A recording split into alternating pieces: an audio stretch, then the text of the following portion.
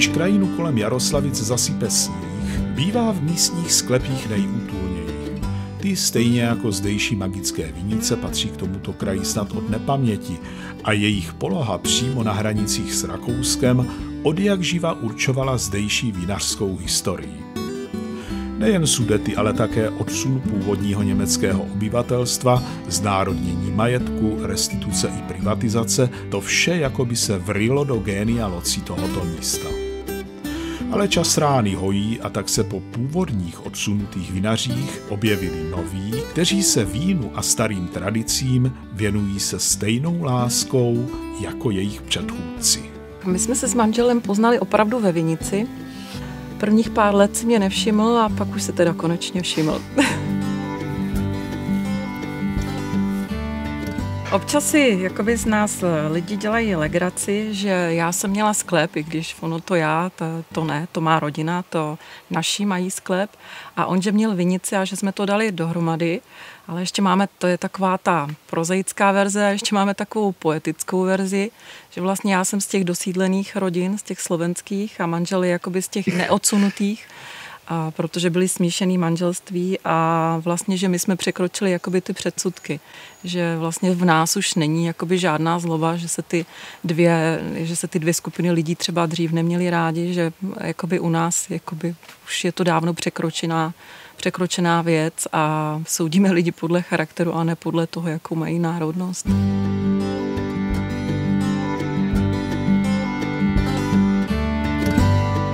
Tady zdejší krajina Jižního Znojemska je spjatá s nesmírně důležitou epochou toho vývoje vinařství na Moravě, protože po takových těch prvních vlaštovkách, kdy vinice vznikaly kolem těch velkomoravských církevně správních středisek, tak teprve na přelomu někdy toho 12. a 13. století dochází k tomu, že jsou vinice zakládány už jako obor hospodářství, jako objekt zakladatelské horečky, která postupovala po středním Dunaji.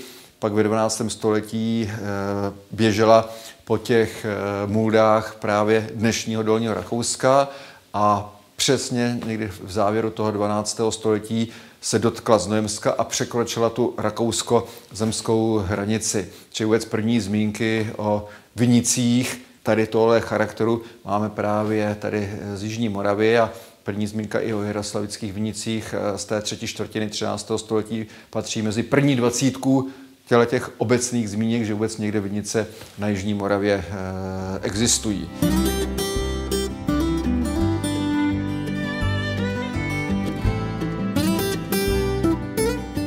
Naše rodina, která tady už žije po staletí, prokazatelně 400 let. Ve větším měřítku se do viničního hospodářství už pustil pak můj pradědeček Josef Markl, který rozšířil statek asi na nějakých 40 hektarů, přikoupil cihelnu a vlastnil asi 5 vinných sklepů. Můj děda, když v 15 letech odcházel do Brna na stavební průmyslovku, na tu dnešní na Kudelově ulici, tak vzhledem k tomu, že byl bez rodičů, tak jeho babička Anne-Marie Markl tak mu darovala vinný sklep s mohutným kládovým lisem, abych na těch studiích měl z čeho žít. Kládové lisy, kterých je v jaroslavických sklepích několik, jsou jakousi spojnicí mezi starými a novými časy.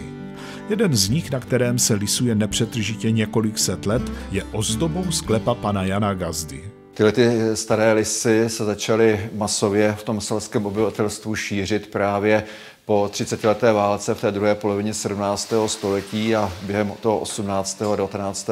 století tady zaplňovaly místní lisovny. No, čili je to jeden z těch artefaktů, který je jakýmsi svorníkem té staré vinařské kultury, když tyhle ty krajiny ještě mluvívávaly německy. My máme teďka vlastně spojeno to moravské vinařství primárně s tou slováckou oblastí, nebo je to jakési klišé, které vždycky každému naskočí, ale už pak někdy zapomínáme, že až do roku 1945 3/5 moravských vinařů vlastně mluvili německy. Odsun původního německy mluvícího obyvatelstva poněkud zamíchal kartami lidských osudů a dnes jen těžko hledáme stopy, které tu po sobě hospodáři zanechali. Tím nejcennějším jsou rozsáhlé vinice a četné sklepy. I když si vinaři své tradice odnesli sebou, dnes se některé z nich opět vrací, aby oživili zdejší vinařskou kulturu. Jednou z nich je hroznová koza coby ochránkyně vinohradů, která samozřejmě nesmí chybět při další zaniklé tradici, kterou je zarážení hory. Obojí přinesl do Jaroslavic spolek přátel hroznové kozy ze Znojma a jak se zdá, užili si nejen členové tohoto spolku, ale také místní obyvatelé.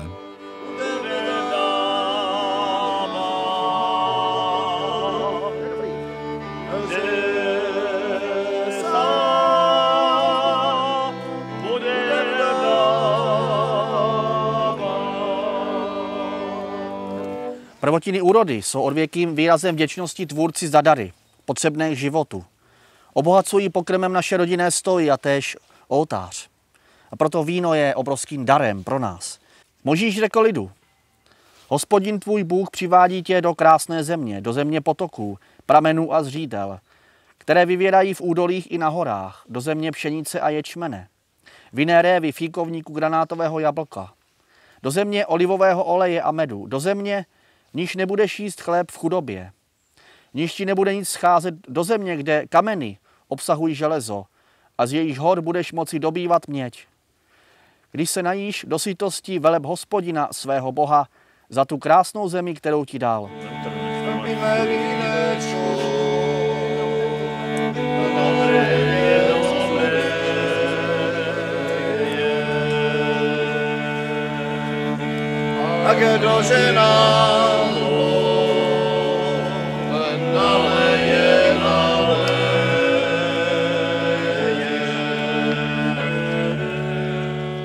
Jedním z těch zvyků, na které se nyní právě ta hroznová koza navazuje, tak je starý zvyk takzvaného zarážení hory, to znamená okamžiku, kdy se vinice uzavře před tím, než vypukne samotné vinobraní. Hora původně znamenala pozemek, který nelze osít obilím, čili v některých končinách u nás jsou to lesy, v jiných končinách termín hora právě znamená vinice. To slovo hora se pak přesouvá i do toho okamžiku, kdy se ve vinici ukončí právě ty sezónní vinohradnické práce a už se jenom čeká na to, než vypukne vinobraní. Vedle toho, že právě jsou ukončeny ty sezónní práce, tak to znamená i ochranu hroznů před krádežemi a před lidmi, kteří v té vinici nemají co pohledávat. Tady se nám kloubí dva fenomény. A právě ta slavnost, která kolem toho probíhá,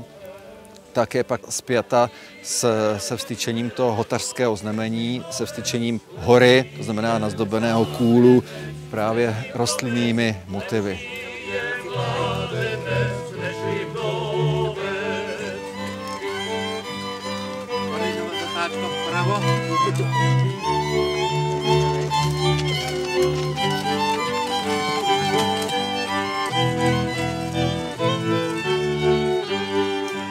Mládenec miluje aspoň trošku.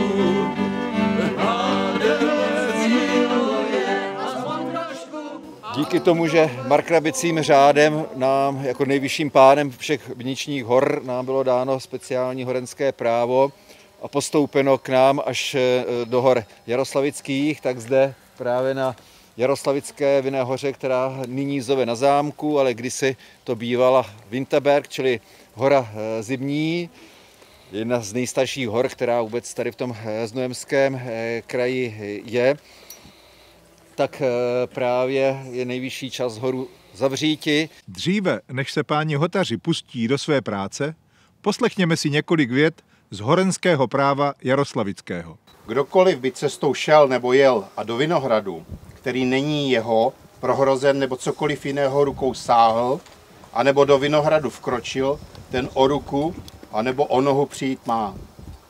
A jestli by celým tělem do vinohradu vstoupil a z nich něco vzal a bude chycený, hrdlo ztratí, anebo se s ním udělá tak, jak slavný soud rozhodne. Výjimku tvoří jen člověk nemocný anebo těhotná žena. Pakliže by člověk nemocný nebo těhotná žena mimo horu šli, anebo jeli a pro žízeň na hrozny by chuť měli, jemu i takové se povoluje, aby do vinohradu vešli a na hotaře 3krát zavolali. Mají mu žádost svoji ohlásit a hotař má takovým 3 hrozny dát.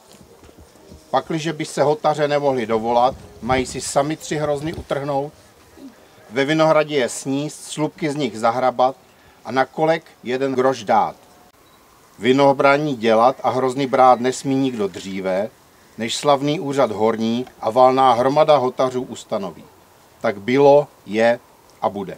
To horenské právo neregulovalo jenom ten nejpraktičtější život vinařů, to znamená, zaznamenávalo, kdo komu tu vinici předává, mělo vlastní soudní samosprávu, v čele vlastně každé té vinohradní hory stál takzvaný perkmistr neboli hormistr, který tyhle ty věci řídil a koordinoval. Kruce měl pomocníky, to znamená hotaře.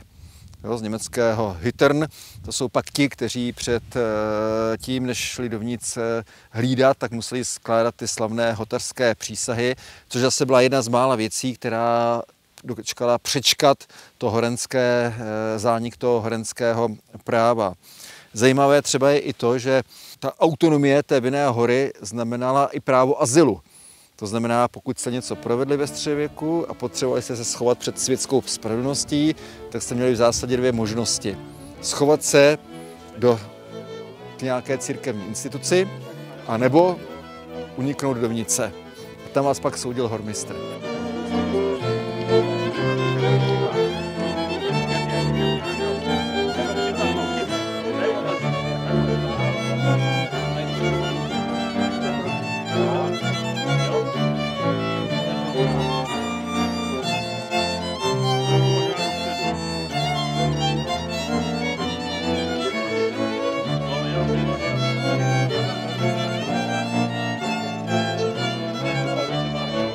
Právo vlastně není stejné. Jinak to vypadá ve Strážnici, jinak to vypadá v Šatově, jinak to vypadá ve Velkých Bílovicích. Takže pak na základě nebo v rámci toho procesu unifikace toho práva, tak Josef II. Ta různorodá horenská práva zrušil a zavedl jednotný vinohradní řád pro celé markrabství moravské. Tam už třeba mizí ta funkce perkmistra, objevuje se tam už termín vinohorský dozorce, tak jak to tehdy vnímala dobová čeština, takže někdy ještě třeba těm lidem částečně říkali perkmistři. Paradoxní zase je, že úřad perkmistra i s tím název, buď Perkrichte nebo Perkmeister, se nejdéle udržel v Brně, čili v industriálním městě, největším městě Moravy, se udržuje úřad perkmistra až do začátku 20. století. Ještě dlouhou dobu přežívalo organizace vinobraní, to znamená, že ani po roce 1848, kdy ekonomika dostala svobodu, ani po roce 1918, když vzniká republika, tak jste si nemohli jít sbírat hrozno, kdy vás napadlo. Bylo to v pravomoci obecních reprezentací. To znamená, obec rozhodla, kdy začíná vinobraní. Kdybyste to věděli, ej saku já lehávám. Kdybyste to věděli, ej saku já lehávám. Sanču Katerinu, Zuzu aj z Marinu, ej saku já lehávám. Sanču Katerinu, Zuzu aj z Marinu, ej saku já lehávám.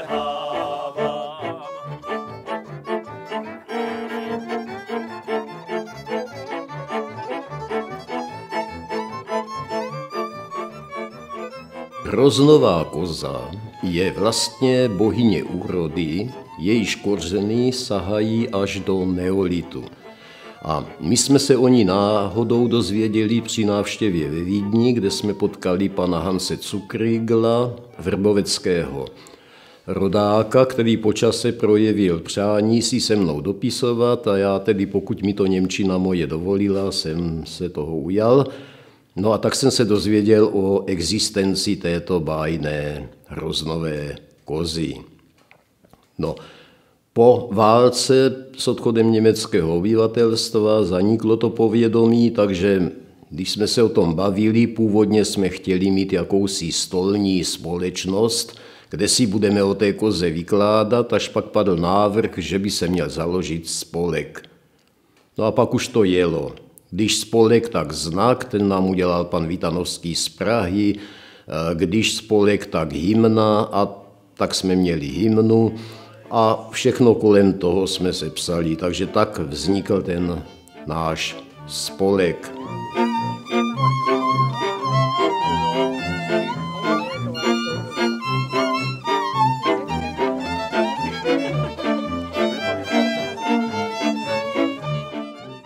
Vážení přátelé, milí hosté, milí členové spolku Přátel Hroznové Kozy, dílo bylo vykonáno, hora byla zaražena, a to nejenom kvůli nenechavcům a škůdcům, ale také proto, aby Hroznová Koza spolu se svou rodinou měla dostatek času a klidu na to vykonat svou práci, to znamená pečovat o vinohrad a zabezpečit klidné zrání révy vinné.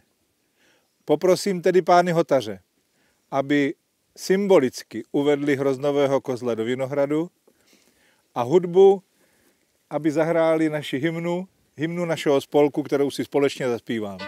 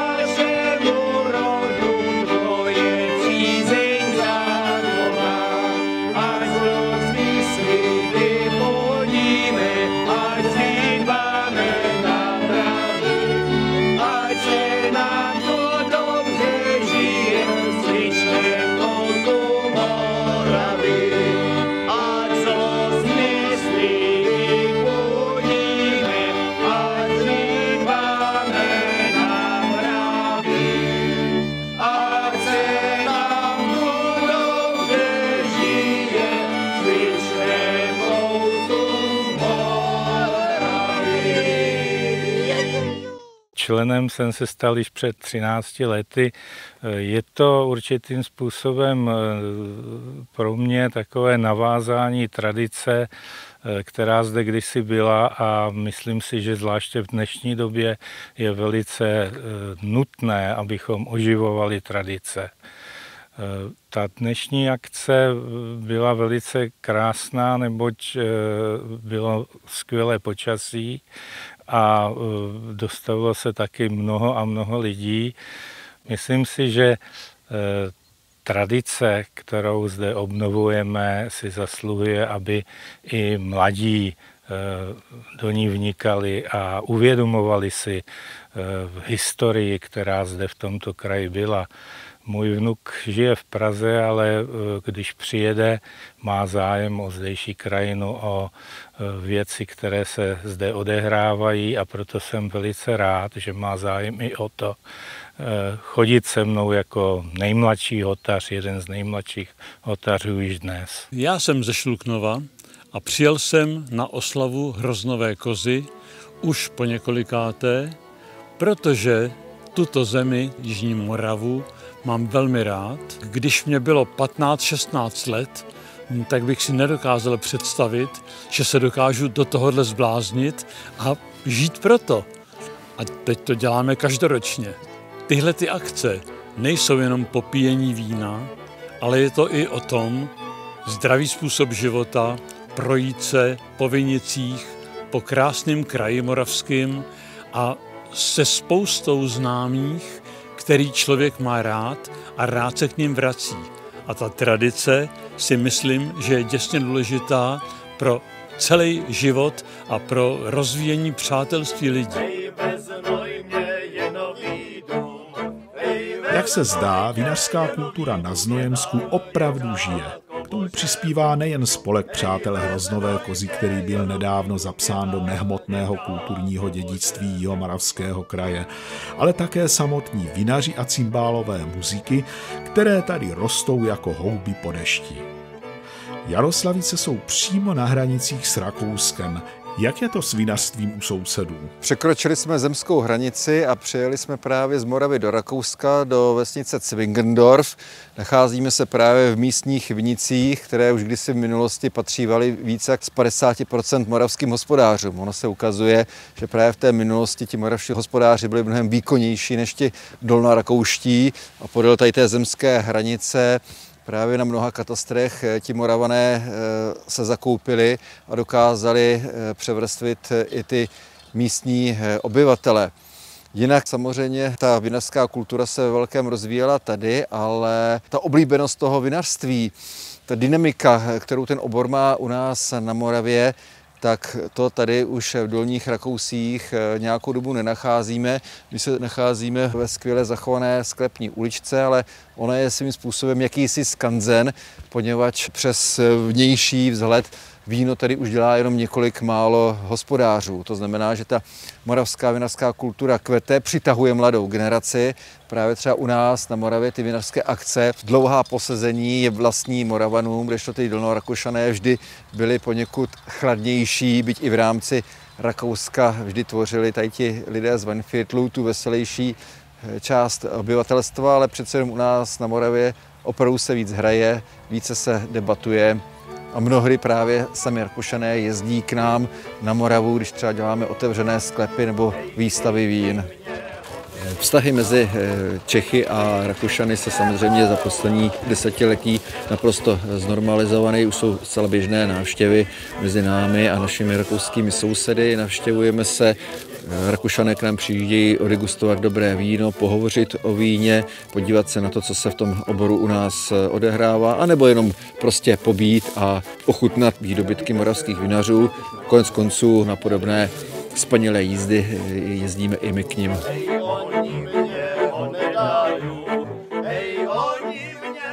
Kdybych byl starostou Jaroslavic v době, do které se s činností spolku stylizujeme, určitě bych mluvil německy a měl bych Vinohrad. Jsme v kraji, který prošel zejména po druhé světové válce velmi dramatickým vývojem. Ale ať byla ta doba těžká, vždycky tam bylo tou spojnicí víno. Vinná réva a práce lidí kolem ní. A jsem opravdu velmi rád, že žijeme dnes v době, kdy si můžeme užívat toho, že máme velmi blízko do Rakouska, že je úplně jedno, jestli jsme v Rakousku nebo na Moravě a že vždycky to víno bude tím, co nás bude spojovat, co nás bude bavit a na čem budeme stavět svoji činnost. Já si myslím, že ta pozitivní energie, co dáme do vinice a pak se promítne v tom víně, že se jakoby na těch lidech určitě odrazí. Protože když od nás odcházejí, tak nevím, jestli to je jenom tím alkoholem, ale nebo tou atmosférou. Ale vždycky mají úsměv na rtech. Osobně si myslím, že to je právě naplnění toho pojmu terroir, že to není jenom to, co dává vínu charakter, že to není jenom to stanoviště révy vine a kolik naprší a jak svítí sluníčko, že to není jenom ten člověk v tom smyslu, že bych si právě řídil tyhle ty přírodní procesy, ale že to právě to, v čem ten člověk žije, jak to víno vnímá, a že to všechno dohromady, včetně té práce a způsobu té práce a té radosti z té práce, tomu vínu dá právě ten jedinečný a neopakovatelný charakter.